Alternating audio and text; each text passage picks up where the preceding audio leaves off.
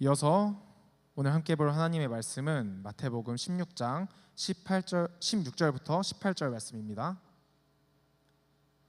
마태복음 16장 16절부터 18절 말씀입니다. 마태복음 16장 16절부터 18절 말씀 우리 다 함께 교독하도록 하겠습니다. 시작. 시몬 베드로가 대답하여 이르되 주는 그리스도시요 살아계신 하나님의 아들이시니이다. 예수께서 대답하여 이르시되 바요나 시몬아 내가 복이 있도다. 이를 내게 알게 한 이는 혈육이 아니요 하늘에 계신 내 아버지시니라. 또 내가 내게 이르노니 너는 베드로라. 내가 이 반석 위에 내 교회를 세우리니 음부의 권세가 이기지 못하리라.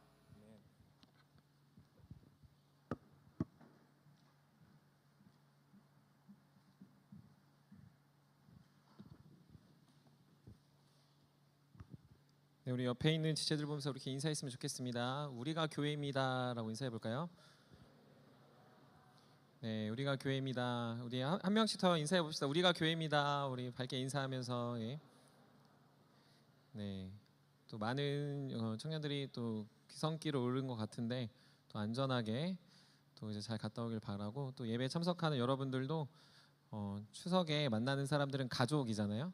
우리 영적인 가족들을 만나러 왔다라는 마음으로 또 함께 예배 드리면 좋을 것 같습니다. 우리는 추상화된 개념으로 이해하는 게 참 많이 있습니다. 추상화된 개념, 이제 그럴 거다 혹은 이제 개념화하여 이제 카테고리를 정해 놓는 거죠. 가장 대표적인 건 사랑입니다. 그래서 실제로 사랑하는 사람이나 누구를 사랑하려는 사람이나 그리고 사랑을 배우고 싶은 사람에게 사랑이 무엇입니까? 라고 질문한다면 사실은 대부분이 사랑을 잘 설명하지 못합니다.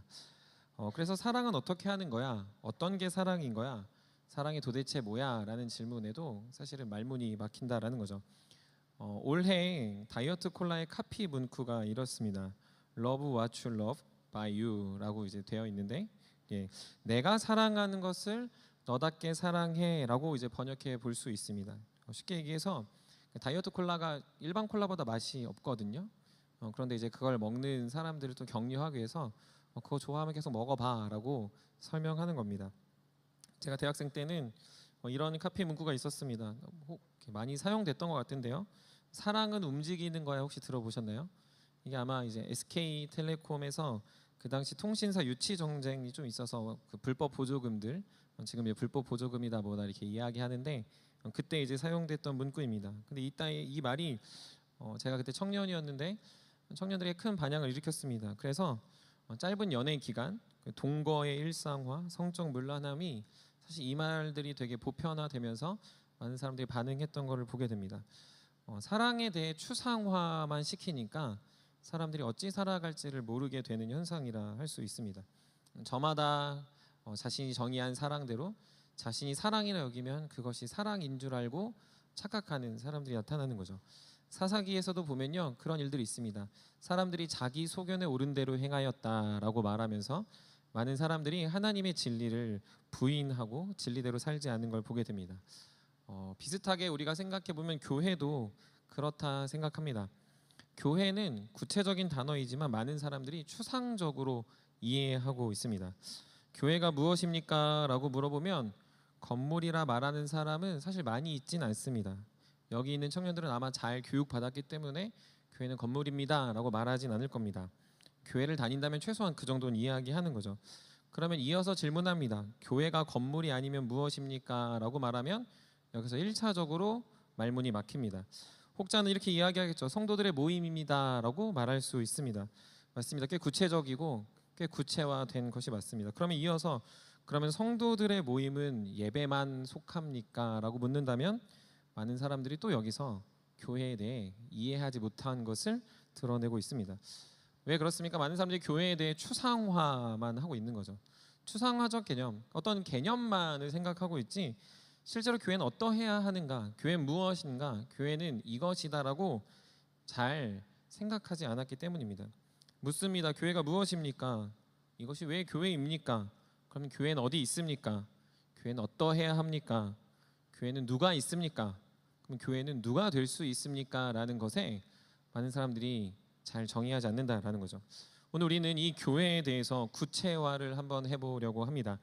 여러분들이 교회를 다니지만 교회 같은 곳을 다니는 게 아니라 교회를 다녀야 하고, 여러분들이 계속해서 다녀야 되는 이 교회가 정말 교회가 되려면 여러분들이 막연하게 생각하는 교회를 꿈꾸는 게 아니라 성경에서 말하는 교회의 참된 진리와 기준들을 마음에 새겨서 우리가 살아가는 이 세운 공동체도 그런 구체화된 교회가 될 수 있도록 힘써야 될 줄 믿습니다.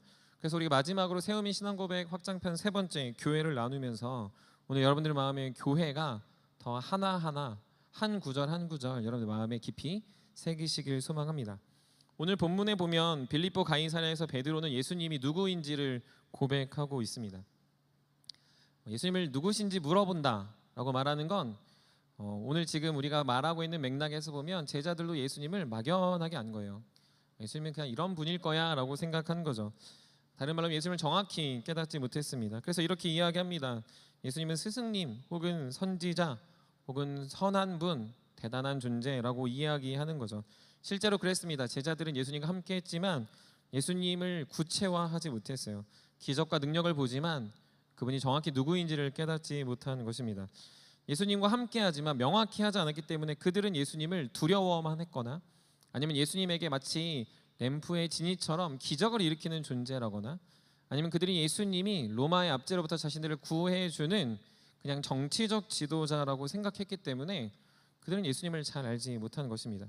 우리가 이렇게 보면 그럴 수 있지 않느냐라고 생각할 수 있습니다. 물론 그럴 수 있습니다. 예수님이 이 당시에 처음 오셨고 처음 예수님의 사역을 하셨기 때문에 그럴 수 있습니다. 하지만 우리가 읽고 있는 마태복음 16장 그 앞장인 15장에 가보면 수로보니게 여인이라는 사람이 나옵니다. 마태복음 15장 21절부터 28절에 보면 한 여인이 나오는데 그 여인은 예수님을 무엇이라고 말하냐면 주여라고 말합니다. 제자들은 스승님, 선지자 이렇게 얘기하고 있는데요. 그 앞에 있는 수로보니게 여인, 가나안 여인이라고 말하는데 그 여인은 예수님을 주님이라고 묻고 있다는 거죠. 또한 그 다음에 뭐라고 하냐면 22절에 예수님을 다윗의 자손이십니다라고 이야기합니다. 여러분, 이게 놀라운 고백이 아닐 수가 없습니다. 제자들은 함께 했고 함께 하고 있고 그리고 그들은 굉장히 선별된 기쁨이 있었을진 모르나 예수님을 잘 몰랐습니다. 예수님은 그냥 이런 분일 거야라고 추상화된 개념을 갖고 있었다면 예수님께 나아가온 이 여인은 예수님이 나의 주님이시고 다윗의 자손이시다라고 명확히 이야기하고 있는 거죠. 근데 오늘 본문에 보면 베드로는 그런 여타 제자들과 다르게 예수님에 대해 아주 정확히 말하고 있습니다. 우리 오늘 본문 마태복음 16장 16절 우리 한번 한 목소리로 같이 읽어보도록 하겠습니다. 읽겠습니다. 시작. 시몬 베드로가 대답하여 이르되 주는 그리스도시요 살아계신 하나님의 아들이시니이다. 아멘. 베드로는 정확히 예수님을 구체화했습니다. 예수님이 누구죠? 예수님 당신의 주인, 우리의 주님이라는 사실을 말했습니다. 더불어서 예수님은 그리스도, 메시아라는 말을 하고 있습니다. 이 말은 당신이 나의 구원자이십니다라고 말하는 거죠. 여러분들 결혼할 때 상대 배우자한테 너가 나를 구원해줘서 이런 말을 하려고 구원자가 있는 게 아니에요. 구원자는 나를 죄와 사망에서 건져준 유일한 예수 그리스도에게 말하는 호칭이라는 거죠. 그리고 마지막으로 예수님에 대해서 그분은 하나님의 아들이셨다라고 이야기합니다. 하나님의 아들이다라고 말하는 것은 그분이 하나님이시다라는 말과 동격입니다. 그러니까 지금 베드로는 뭘 하고 있습니까? 그분 나의 주님이십니다. 그분 나의 구원자이십니다. 그리고 당신 나의 하나님이십니다라고 추상화된 말을 하는 게 아니라 아주 구체화된 말을 하고 있다라는 거죠. 종합해 보면 예수님은 베드로는 제자들과 달랐습니다. 베드로는 그냥 막연하게 예수님 이럴 거야라고 생각한 게 아니고요. 자신에게 깨닫게 된 그분의 명확한 존재 이유, 그분의 속성을 아주 명확하게 이야기하고 있다라는 거죠. 그래서 예수님도 그의 답에 17절에 이렇게 이야기하고 있습니다. 우리 한번 17절 같이 한번 읽어보도록 하겠습니다. 17절입니다. 읽겠습니다. 시작. 예수께서 대답하여 이르시되 바요나 시모나 내가 복이 있도다. 이를 내게 알게 한 이는 혈육이 아니요 하늘에 계신 내 아버지시니라. 아멘. 여기서 중요한 단어가 있습니다. 뭐가 중요할까요? 베드로가 구체화하게 된 이유, 결정적 이유를 설명하고 있죠. 그게 무엇이죠? 너가 나를 잘 관찰했구나. 야, 너 역시 수제자답다가 아니라 뭐라고 얘기하냐면 알게 한 이는 하나님이다. 하늘에 계신 내 아버지다라고 이야기하는 거죠. 이 알게 하다라는 이 단어는 아포칼립토라는 단어인데, 여러분 아마 아포칼리시스라는 단어를 아마 심심치 않게 들어보셨을 겁니다. 뭐 종말, 계시 이런 뜻의 아포칼립시스라는 말을 쓰는데, 원문으로 보면 아포칼립토라는 단어입니다. 근데 이게 어떤 거냐면요, 칼립토라는 단어는 감추다라는 단어예요. 뭘 감출 때 칼립토라는 단어를 쓰는데, 아포라는 전치사가 붙으면 어디로부터라는 의미가 됩니다. 그래서 이 두 가지를 딱 합치면 어떤 거냐면, 감춰져 있던 것을 알려주다, 알지 못했던 것들을 드러내다, 진실을 파헤치다. 그래서 우리가 이것들을 한문으로 말한 게 계시인 거죠. 몰랐던 걸 알려주는 걸 계시라고 한다라는 거죠. 정리해서 얘기하면, 예수님은 베드로 너가 열심히 관찰해서 내가 누구인지 알았네, 너 정답이야라고 말한 게 아니고요, 그거 너가 깨달은 게 아니고 하나님이 너에게 깨닫게 해주셨어. 감추어져 있는데 너는 그걸 명확하고 분명하게 구체화했구나라고 아포칼립토라는 단어를 쓰고 있다라는 거죠. 그리고 나서 18절에 뭐라고 얘기하면, 그 고백 위에, 당신의 그 믿음 위에, 베드로의 그 믿음, 그 고백 위에 교회를 세우겠다라고 예수님이 말하고 있습니다. 사랑하는 여러분, 우리는 교회의 시작을 이걸 통해 알 수 있습니다. 교회는요, 누구나 올 수 있어요. 교회는요, 죄인도, 우리가 싫어하는 사람도, 나와 싸운 사람도, 사회적으로 지탄을 받는 사람도 올 수 있습니다. 그러나 아무나 교회가 될 수 없습니다. 교회는요, 누구든 될 수 있습니다. 그러나 아무나 될 수는 없습니다. 왜 이런 말이 성립하죠? 그것은 베드로처럼 하나님이 알게 한 그 고백을 우리도 동일하게 할 때, 그런 고백을 우리가 깨닫게 될 때, 다시 말해 추상화된 예수 그리스도를 내 삶에 구체화하여 설명해 낼 때, 그것이 교회고, 그 사람들이 교회로 살아가고 그 사람들이 모일 때 하나님의 교회가 성립된다라는 의미이기 때문입니다.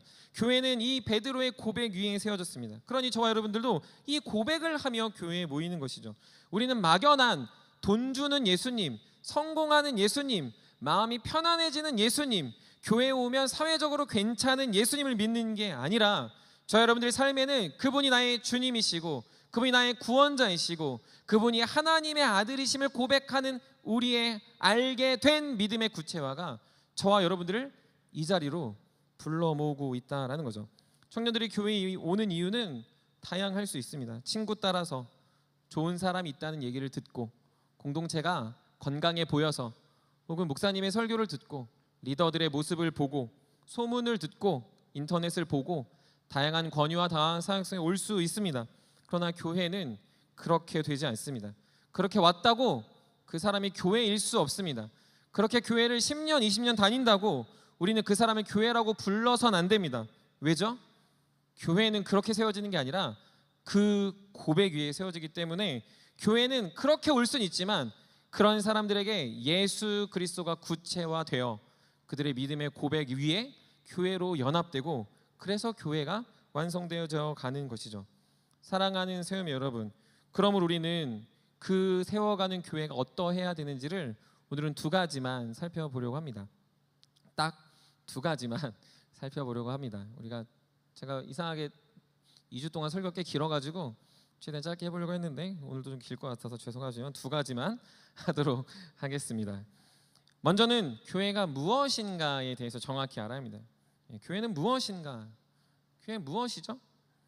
우리는 교회의 시작, 교회가 무엇이 되어야 하는가, 교회가 어떻게 출발하는가를 그 고백을 통해서 배웠습니다. 그래서 우리가 그 교회는 그 믿음의 고백으로 모인 사람들이 교회니까, 그러면 그냥 그렇게 모이면 얼추 교회가 되는 거 아니야 라고 생각을 할 수 있지만요, 사실 교회는 그것을 지향하는 게 아닙니다. 시작은 그것이 맞습니다. 시작은 예수 그리스도의 구체화가 맞습니다. 하지만 교회라는 것은 조금 더 명확한 우리의 기준을 제시한다라는 거죠. 신약 성경에 보면 이 교회라는 단어는 마태복음 16장 이후로 총 110번 나옵니다. 110번. 근데 이 110번 나오는 이 교회라는 단어는 대부분이 사도행전에 쓰입니다. 사도행전부터 교회라는 단어가 나온 거죠. 근데 더 놀라운 건 교회라는 단어는 처음 생긴 단어는 아니다라는 거죠.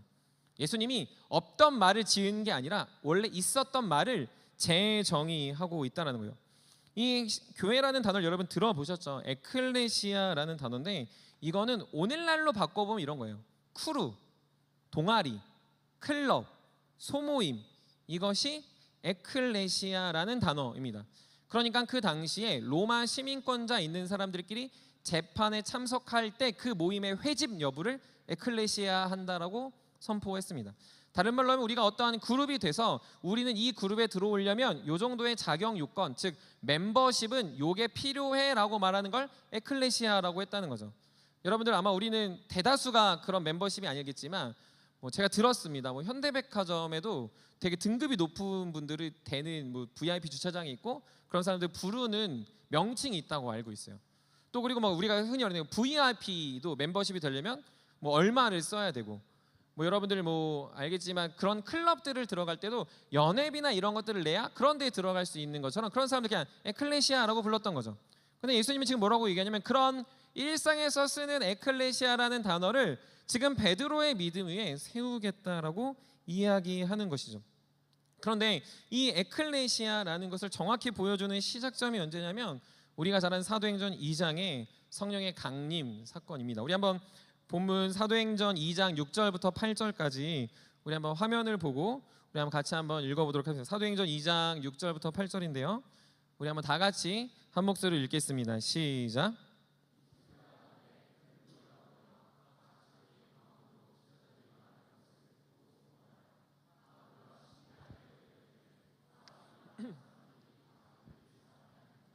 우리가 우리 각 사람이 난 곳 방언으로 듣게 되는 것이 어찌 됨이냐. 아멘. 우리가 너무 잘 알죠. 마가의 다락방에 약 120명의 사람이 모였습니다.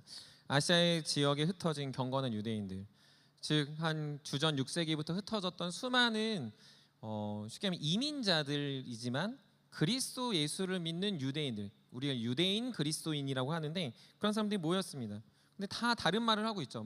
100년, 200년, 300년 그 지역에 살다 보니까 지금의 이제 튀르키예 지역을 소아시아라고 하는데 그 지역에 살던 성도들이 넘어와서 예배를 드리는데 언어가 안 통하는 거죠.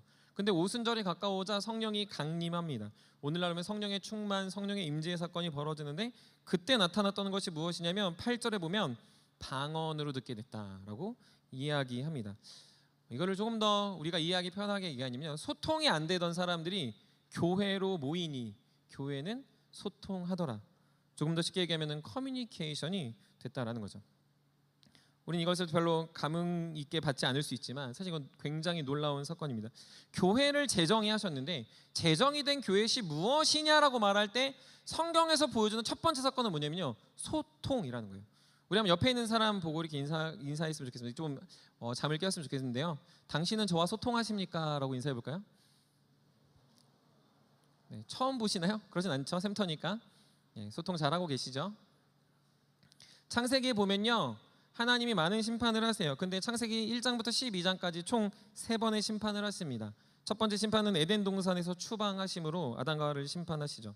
두 번째 심판은 창세기 6장에서 나오는 노아와 그의 시대의 사람들을 심판하시며 노아의 가족을 제외하고는 다 죽습니다. 그리고 마지막 심판인 바벨탑 사건의 심판은 무엇입니까? 우리가 잘 알고 있는 것처럼 언어가 나뉩니다. 그래서 우리가 그렇게 영어를 고민하고 그렇게 외국어에 시달리게 되는 사건이 이 심판의 결과인 거죠. 너무 아쉽죠? 네. 그 심판의 결과로 교회 역사는 계속 나뉘어져 있었어요. 모이면 싸우는 거죠. 알아듣지 못하니까. 모이면 소통이 안 되는 거죠. 누구는 아 했는데 그 말이 누군가는 어인 거예요. 저번에 신은철 선교사님 오셔가지고 선교 보고를 하시는 걸 좀 들었는데 그런 얘기를 하시는 거예요. 그 알바니아와 헝가리 계시는데 헝가리의 차이가 뭐냐면 여기서는 예스가 저기서는 노라는 거예요. 여기서는 노가 저기서는 예스라는 거예요. 그거를 모르면 여기서 막 예스 했는데 저기서 노로 알아듣니까 기분이 상하는 거죠. 소통을 못하게 하는 언어의 나뉨은요, 서로를 분리시키고 서로 싸우고 이러한 시작은 뭐로 이어지냐면 전쟁과 그리고 불균형과 환경 파괴와 상당히 문제들이 이 세상 역사를 뒤엎게 됐다라는 거죠. 그런데 교회가 교회로 모이고 성령의 강림이 시작되니까 무엇이 되냐면 그것들을 하나님이 성령으로 하나 되게 하시는 연결을 보여주고 있다는 거죠. 예수님이 누구인지, 교회가 누구인지, 교회가 무엇인지를 밝혀갈 때 성경에서 제일 처음 딱 우리에게 들이미는 교회는 무엇이어야 되는가라고 할 때 교회는 소통하며 나아가는 곳이다라고 알려주는 거죠. 여러분들, 교회는 소통하는 곳입니다. 교회는요, 하나님과 소통하고요, 사람과 소통하는 곳입니다. 그렇다고 교회는 소통이 목적이 아닙니다. 왜 소통합니까? 교회는 왜 커뮤니케이션을 합니까? 교회는 왜 하나님과 커뮤니케이션하고 사람과 커뮤니케이션을 해야 됩니까? 그것은 이 세상이 소통이 없는 세상이기 때문이고, 동시에 우리는 소통하며 하나님 나라를 완성해 가는 곳이기 때문에 그렇다라는 겁니다. 소통은요, 내가 막 말했다고 그걸 소통했다고 말하잖아요. 그래서 사실 사역자들에게 가장 답답한 순간은요, 설교예요. 설교는 되게 일방적이잖아요. 막 말하고 여러분들이 자는지 듣는지 이걸 딴 생각을 하는지 마음에 새기는지 잘 몰라요. 그래서 이걸 소통이라고 말하잖아요. 이거는 그냥 설교, 다르면 강론이라고 말하죠. 하지만 소그룹, 여러분 적게 모여서 말하는 1대1, 1대4 어떤 소그룹을 모일 때는요, 소통이 되죠. 그래서 누가 어떤 생각을 하는지, 집중을 하는지, 그 사람의 마음은 어떤지, 나는 어떤 태도가 되는지를 알게 된다라는 거죠. 그래서 소통은요, 의견이 드러나요. 차이가 드러나고요, 그걸 통해서 우리가 어떻게 조율해야 되는지를 발견합니다. 소통을 통해서 나의 장점이 부각되기도 하지만 나의 단점이 부각되기도 합니다. 그 사람의 생각이 드러나기도 하지만 그의 잘못이 드러나기도 하고요, 그의 장점을 통해서 나의 단점이 드러나기도 하는 거죠. 소통은요, 그러면 하면 할수록 아플 수 있지만 그건 우리를 성숙시키고요, 소통은 하면 할수록 친해지고 친밀해져서 말하지 않아도 몸짓이나 눈빛으로 더 깨달아가게 됩니다. 그래서 소통은요, 우리의 시간과 환경과 상황을 계속 벗어나고 더 벗어나고 시간이 가면 갈수록 우리는 그 관계를 사랑하는 관계가 된다라고 이야기합니다. 사랑하는 세우면 여러분, 교회는 이러한 소통을 통해 그래서 하나님의 은혜를 깊이 깨닫는 겁니다. 소통은요, 하나님께 예배하면 예배할수록 주님과 소통하는 방법들이 익숙해지니까 예배에 나올 때 하나님의 사랑을 느끼는 거예요. 샘터 모임을 하면 할수록 샘터장과 샘터원들의 관계도 끈끈해지겠지만 서로 간의 약점과 부족함들이 깨지고 변화되어서 우리가 누구하고도 하나 될 수 있는 기대와 소망을 갖게 되는 거죠. 그래서 교회는 하나 되고 교회는 하나님 나라의 모형으로서의 역할을 감당하게 되는 거죠. 교회는 무엇입니까? 그래서 교회는 소통하며 하나님 나라가 되는 곳이라 이야기할 수 있습니다. 제가 처음 금강교회 왔을 때 청년들이 그런 이야기를 했어요. 아마 기억하는 청년들이 꽤 있을 거라 생각합니다. 나이가 많아서 샘터를 섞으면 안 됩니다라고 얘기했어요. 20살과 30살은 소통할 수 없습니다라고 얘기했어요. 그럼 누가 불편해합니까? 동생들이 불편해합니다. 물론 이 의견에 저는 틀렸다라고 생각하지 않습니다. 왜냐하면 제가 이제 나이가 들어보니까 그 45기들, 44기라고 얘기할 때 죄송합니다만 제가 나이가 많이 들었구나라는 생각을 제가 많이 하게 돼서 그래요. 그래서 그 의견에 굉장히 공감은 합니다. 하지만 소통하기 어렵다라는 것에 저는 공감이 잘 안 됩니다. 그래서 상황을 보고 저희는 다 섞었습니다. 지금 여러분들이 20살들은 죄송합니다만 다 섞었어요. 그리고 저는 그게 가능하다라고 생각합니다. 왜냐하면 인종도 초월하고 상황도 초월하고 교회는 소통할 수 있는 공동체로서의 본이 무조건 필요하기 때문이라고 생각합니다. 그럼 조금 더 확장해 보면요, 청년과 장년은 소통할 수 있을까요? 소통할 수 있습니다. 세상은 못할 수 있어요. 세상은 안 될 수 있어요. 세상은 꼰대고 세상은 부족하고 세상은 불편해서 안 될 수 있어요. 하지만 교회는 가능합니다. 왜요? 교회는 하나님 나라의 모형으로서 소통하는 곳이기 때문에 그렇게 장년을 통해 배우고 청년의 열정을 통해 장년도 배워가는 이 놀라운 역사가 교회는 교회의 됨으로 드러내게 된다라는 거죠. 그러므로 여러분들, 우리 교회 안에 더 깊어지고 나타나야 될 것은 소통이라는 거죠. 소통이 어려운 건 당연한 겁니다. 하지만 소통하게 하심을 통하여 우리는 하나님 나라를 소망하고 하나님 나라가 이런 곳이기 때문에 더 가고 싶은 마음이 생기게 되는 거예요. 그래서 여러분들, 우리 교회 안에 왔다면, 우리가 금강교회 거기에 세움 청년부였다면 누구하고든 소통하고 누구하고든 커뮤니케이션하여 우리가 서로 연결되어져 있다라는 이 교회의 됨을 배울 수 있기를 주님의 이름으로 간절히 축복합니다. 그때 은혜를 아는 겁니다. 그때 사랑을 배우는 거고요. 그때 너와 내가 너무 다르지만 주님 안에서 우리가 연결되어져 있구나라는 것을 깊이 체험할 수 있는 거죠. 그때 하나님 나라가 소망이 되고 하나님의 축복과 영광을 바라보며 살아가게 되는 거예요. 그것은 우리 안에 담겨져 있는 교회의 됨이 저 여러분들이 계속 이어가기 때문입니다. 그러므로 사랑하는 세움의 모든 지체들은 누구하고든 소통하고 누구하고든 나누고 누구하고든 우리 약점과 우리의 연약함들과 죄성을 고백하며 함께 지어져가는 주님의 교회가 되시기를 주님의 이름으로 간절히 축복합니다. 두 번째로는요, 그러면 교회는 어떠해야 되는가입니다. 교회는 소통하여 하나님 나라이다라고 정했다면, 그러면 교회는 어떠해야 하는가? 여기서 많은 청년들의 의견이 갈립니다. 저마다의 기준이 있어요. 누구는요, 교회는 선교해야 합니다. 동의합니다. 교회는 구제해야 합니다. 동의합니다. 교회는 세상의 본이 되어야 합니다. 동의합니다. 교회는 사회에 영향력을 줘야 합니다. 동의합니다. 그 외에 정치도 참여해야 되고, 혹은 정치에 참여하면 안 되고, 혹은 교회는 작아야 되고, 혹은 교회는 커야 하고, 혹자는 교회는 이러이러해야 된다는 다양한 의견들이 교회 안에 있어요. 심지어 같은 교회지만요, 자신이 생각하는 교회, 자신이 원하는 교회상, 자신이 원하는 교회 방향이 다 달라서요, 교회가 무얼 말해도요, 교회가 왜 이런 걸 하지? 교회가 이러면 되나? 교회가 해도 되는 거야? 이게 진짜 교회인 거야? 라고 다 고민해요. 그래서 실제로 많은 청년들이 교회를 떠나는 이유가 내가 생각하는 교회와 다르기 때문에, 내가 원했던 교회와 다르기 때문에, 내가 바라는 교회는 이러지 않았으면 좋겠기 때문에 교회를 비방하고 비난하며 떠나는 사람들이 많이 있다는 거죠. 여러분, 교회는 분명 지금 말했던 모든 것들을 할 수 있습니다. 그러나 그 말에 끌려가는 것이 교회는 아닙니다. 교회의 가장 중요한 시작부터 교회가 계속해서 이어질 수 있었고, 교회가 교회다울 수 있었고, 교회의 가치 안에 가장 우선순위를 두는 게 무엇일까요? 교회는 무엇을 가장 지키며 어떠해야 됨을 지킨다면 그것의 핵심은 무엇일까요? 그건 바로 영혼을 구원하는 일입니다. 영혼을 구원하기 위한 교회가 되어야 되고요, 영혼을 구원할 수 있는 방법이 되어야 하고요, 영혼 구원을 어떻게 하면 더 효과적으로 할 수 있는 정책들을 세워야 하는 곳. 그래서 세상은 사람을 구원할 수 없지만 교회는 세상에 허우적대는 수많은 사람을 건져낼 수 있는 유일한 기관이라 희망을 던져주는 곳이 교회여야 한다는 거죠. 교회는 사회복지단체가 아니에요. 교회는 세상의 정치단체도 아닙니다. 교회는요, 세상에 영향력을 주는 그냥 인플루언서가 되면 안 된다는 거죠. 교회는요, 교회의 존재를 통하여 영혼을 구원하는 곳이구나라는 명확한 정체성을 가져야 한다는 겁니다. 사도행전 우리가 다 다룰 수 없어요. 그러나 사도행전의 역사를 보면요, 교회는 계속 변화됩니다. 작았다가 커졌다가 조직이 됐다가 더 많아지고, 선교도 하고, 이방인 교회도 있고, 유대인 교회도 있고, 섞여 있는 교회도 있어요. 근데 그 교회의 공통점은, 그 교회는 어떠했냐면 그 교회는 영혼 구원하기에 초점을 잃지 않았다입니다. 어떻게 해서든 한 사람을 살리려고 힘썼고, 어떻게 해서든 한 사람에도 교회를 들어오게 노력했고, 어떻게 해서든 조직과 시스템을 개편하여 한 사람에도 주님을 만날 수 있다면 그것이 교회다라고 정의했던 거죠. 여러분, 성경 읽어보십시오. 그래서 사도행전 15장에 나와 있는 종교회의는 약 10여 년에 걸쳐서 일어났다고 나옵니다.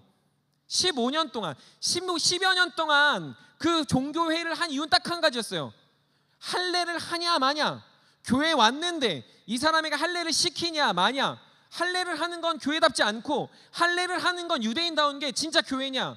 영혼들이 상처받는다, 영혼들이 힘들다 하니까 교회는 회의를 했어요. 그 몇 년? 10여 년, 역사적으로 약 15년이라고 보는데, 그 회의의 결과는 그것으로 성도를 불편하게 않기로 결정합니다. 그래서 그 이후로 교회에서 할례가 사라졌습니다. 저와 여러분들이 할례를 하지 않는 이유가 거기서 나오는 거죠. 교회는 영혼을 구하는 곳이어야 해요.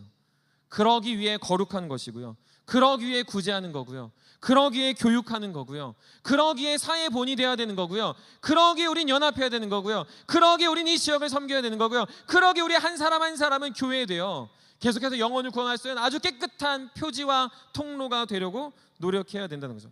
이 원칙을 세우지 않는다면 우리는 거룩에 초점을 맞추거나, 구제에 초점을 맞추거나, 능력에 초점을 맞추거나, 돈에 초점을 맞추거나, 어떤 영향력에 초점을 맞춰서 교회의 방향이 왔다 갔다 한다는 거죠. 세대가 계속 바뀌니까 어제는 이렇게 살았다가 언제는 저렇게 살았다가, 교회가 좌였다가 교회가 우였다가 한다는 거죠. 교회는 그런 거에 영향을 받지 않는다는 거죠.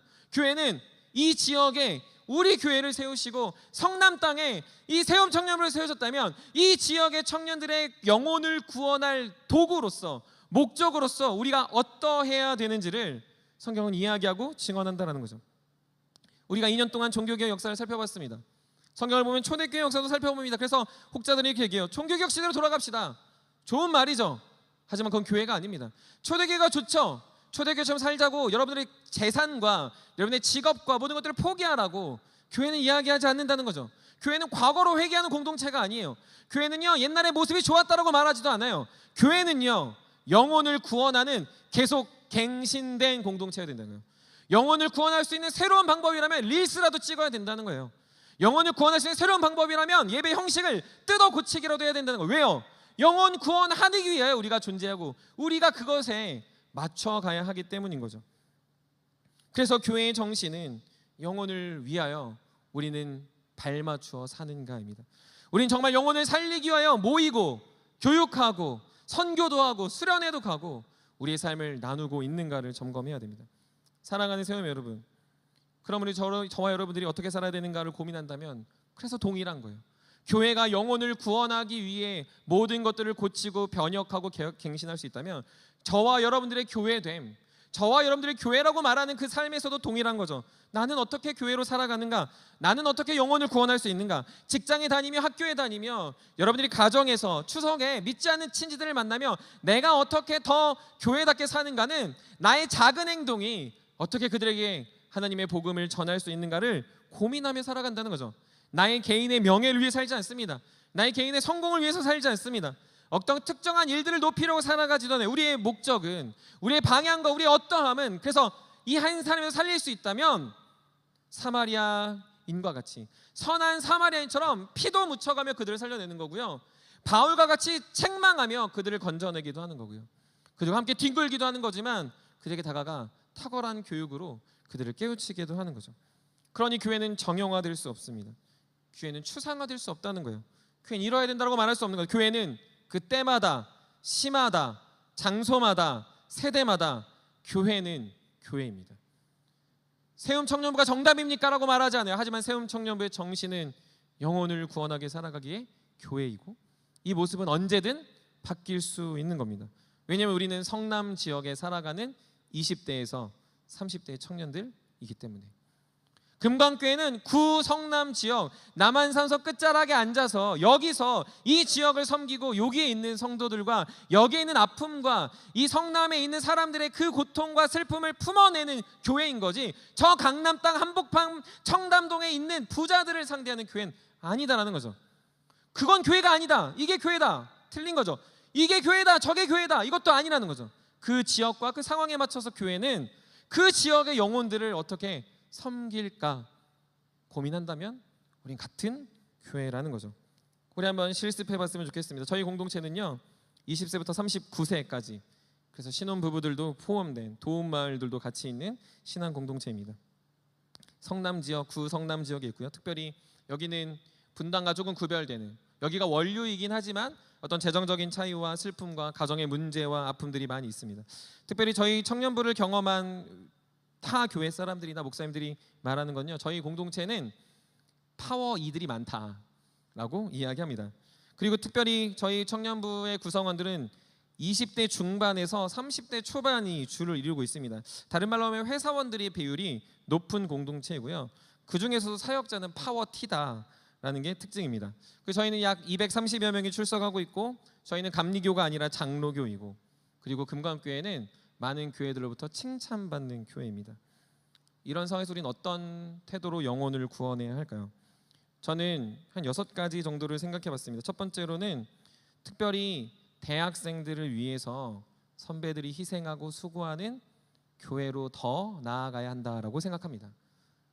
물질이 있는 지체들이 물질을 나누고, 고민을 통과한 선배들이 고민의 그 굴레를 지나가는 대학생들을 위하여 기도와 헌신을 아끼지 않는 공동체가 우리 세움 공동체가 되어야 합니다.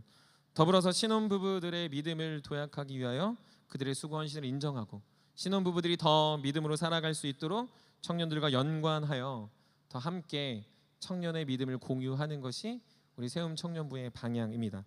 두 번째로는 이 지역을 잘 고민해야 됩니다.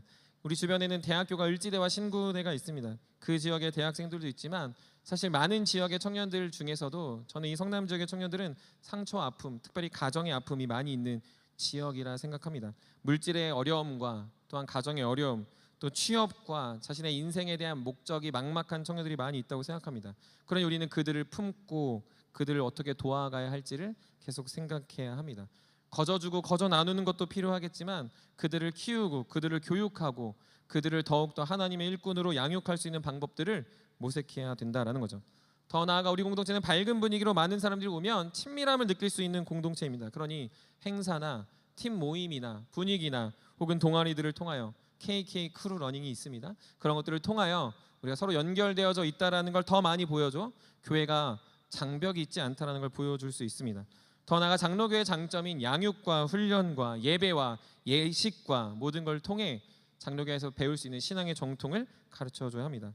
그리고 무엇보다 마지막으로 저는 이 금강교회의 선한 문화인 장로님, 권사님, 집사님들이 청년들을 사랑하는 이 문화를 세상에 좀 알려줬으면 좋겠습니다. 선교 간다고 하니까 후원해 주시고, 수련회 간다고 하니까 수박 사주시고, 청년들이 한다고 하니까 적극적으로 지원해 주시는 이 분위기가 세상은 경험할 수 없는 거죠. 이것들이 우리가 더 바라보고 영혼들을 구원해내는 교회로 발돋움할 수 있는 중요한 도구가 된다라고 생각합니다. 사랑하는 세움의 여러분, 교회는 어떠해야 합니까? 교회는 오늘 저와 여러분들이 속한 이 교회로서 영혼을 구원하기 위해 노력하는가, 그것들을 생각하는가, 계속 갱신하는가, 그리고 계속 우리는 그것들을 고민하며 바꿔가는가여야 합니다. 그러지 않다면 교회는 고착화되고 교회는 화석화되어 반드시 교회는 언젠간 이랬지, 그땐 그랬지, 그땐 좋았지, 그래 저런 교회가 있었지라는 말로 끝나버릴 것입니다. 그러므로 사랑하는 세움의 모든 청년들, 더불어 신혼부부들이 여러분들 안에 주어진 이 교회를 향한 하나님의 부르심과 영혼을 구원할 수 있는 그런 분명한 목적을 주셨다면 여러분들이 그렇게 살아주시기를 주님의 이름으로 간절히 부탁합니다. 더 나아가 여러분들이 살려내는 그 영혼은 교회로만 아니라 여러분 개개인의 교회됨으로 직장과 가정과 생활에서 그렇게 주님의 영광을 드러내고 여러분들 한 사람이 그곳에 있으므로 세상이 빛이 난다라는 사실을 잊지 말고 계속해서 그렇게 살아낼 수 있는 귀한 하나님의 일꾼들, 그리스도의 편지가 되시기를 주님의 이름으로 간절히 축복합니다. 말씀을 마무리합니다. 제가 사역을 시작하게 되었을 때는 저는 교회에 대해서 반대 정신이 강했습니다. 이런 겁니다. 저는 사역을 시작할 때 29살 때 이제 결단하고 제 원대한 꿈이었던 나는 좋은 장로가 될 거야 라는 꿈을 버리고 저는 목사가 되기로 결정했습니다. 그때 이랬어요. 내가 세워갈 교회와 사역지는 청년들이 상처받지 않는 교회가 됐으면 좋겠다. 사역자가 중심이 아니라 청년이 중심이 되는 교회가 되면 좋겠다. 시키는 거 하는 교회가 아니라 자발적으로 교회의 문화를 만드는 그런 교회였으면 좋겠다. 그리고 나는 나에게 상처 준 목사처럼 되지 말아야겠다 라는 것이 제가 목회에 뛰어든 어쩌면 굉장히 교만하고 지금 생각하면 참 부끄러운 고백입니다. 그렇게 14년 사역하면서 이 고백이 얼마나 어리석고 유약했는지를 깨닫게 되는 것은요, 제 생각하는 교회는 그러지 말아야 했어요. 그러면 안 됐습니다. 그건 아니었습니다. 그건 제 생각에 틀렸습니다. 그건 무엇이 교회여야 하는지, 교회가 어떠해야 되는지를 생각하지 않고 철저히 제가 기준이 되어 내가 생각하는 이렇게 하면 괜찮겠지라는 것으로 교회를 생각했다라는 거죠.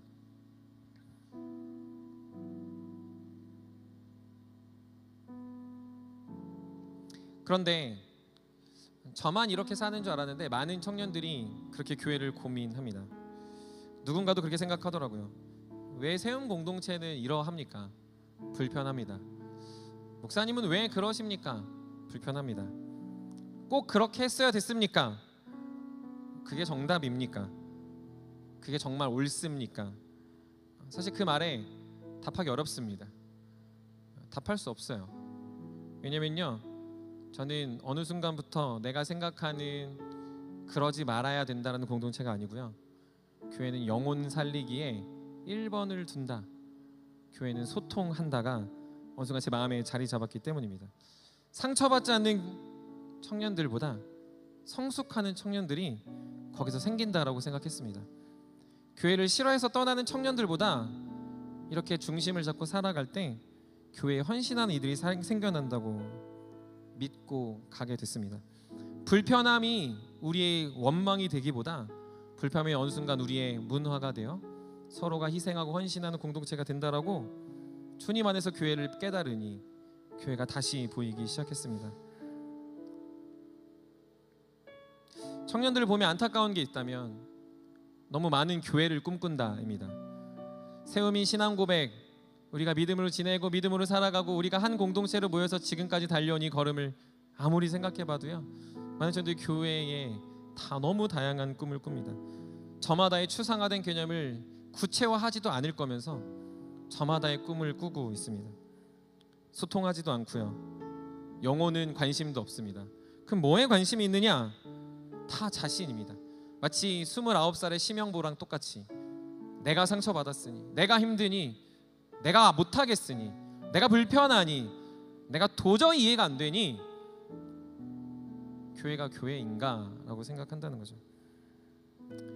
사랑하는 세우미 여러분, 사랑하는 신혼부부 여러분, 간곡히 부탁하는 것이 있다면 교회를 추상화하지 마십시오. 여러분들이 생각하는 어떤 교회가 교회가 아니라는 거죠. 교회는 분명히 이야기합니다.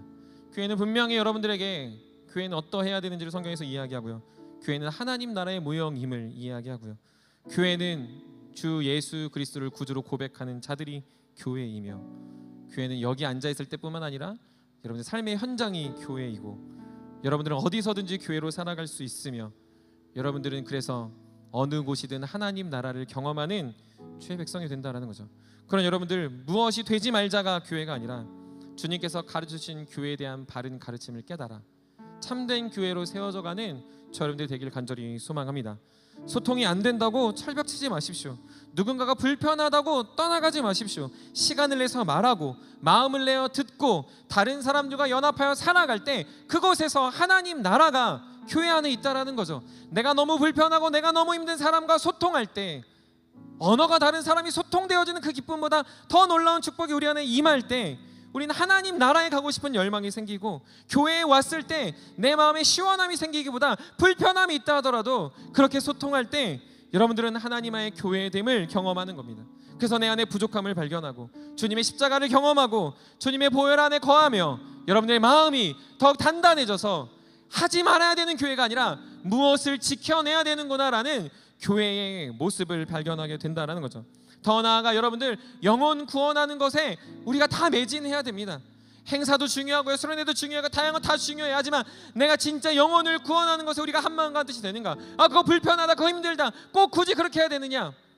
교육을 왜 이렇게 많이 하느냐? 시간을 왜 이렇게 많이 쓰느냐? 왜 헌금을 강조하느냐? 수많은 이야기들이 오갈 수 있어요. 그러나 그 모든 건 영혼을 구원하기 위해 우리가 한마음과 한 뜻으로 나아간다라면 여러분들 그곳에 한번 집중하여 살아보시죠. 여러분 그것에 여러분의 인생을 걸고 살아보시죠. 그럴 때 영혼이 살아나고 정말로 영혼들이 주께 돌아오고 하나님의 놀라운 소식과 기쁜 소식이 세상에 전달되어 많은 사람들이 이곳에 모이는 은혜를 경험하게 되는 겁니다. 그러면 여러분들 교회 안에 영혼 구원하는 축복과 은혜들이 넘쳐나도록 기도하십시오.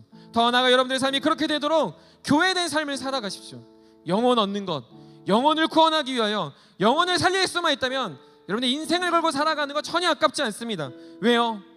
교회는 그렇게 지켜졌고 발전했고 갱신됐고 지금까지 유지되며 주님 오실 때까지 이 교회는 그렇게 살아낼 것이기 때문입니다. 인구가 떨어져도, 청년 세대가 없어져도, 이 시대가 교회를 욕한다 하더라도 교회는 영혼 구원하는 사명 하나를 유지한다면 그 교회는 반드시 건강하게 그리고 가장 아름답게 주님께 쓰임받는 그런 교회가 된다는 거죠. 계시록에서도 말하는 빌라델비아 교회같이 아주 작은 능력을 가졌으나 가장 귀한 교회가 되는 것처럼 우린 그렇게 살아가야 합니다. 사랑하는 세움의 모든 여러분, 그리고 사랑하는 신혼부부 여러분, 그렇게 교회를 세워갑시다. 하반기를 시작하면서 내가 열심히 살아야겠다 보다 교회를 세워가는 여러분들 되고, 교회를 더욱 사랑하는 여러분 되고, 교회를 통해 하나님 나라를 꿈꾸는 여러분 되어 머릿속의 교회가 아니라 하나님이 보여주실 그 나라와 영광을 위해 달려가는 저 여러분들이 되길 간절히 축복합니다. 그래서 평생을 이 개념 안에, 이 지식 안에 더 많이 하나님을 구체화하고 교회를 구체화하여 여러분들이 세워가는 아름다운 금강교회가 주님의 나라와 주님의 뜻을 드러낼 수 있는 귀한 공동체가 되도록 우리가 그렇게 살아가기를 주님의로 간절히 부탁합니다. 우리 다 같이 일어나서 우리 같이 찬양하며 기도의 자리로 나아가겠습니다.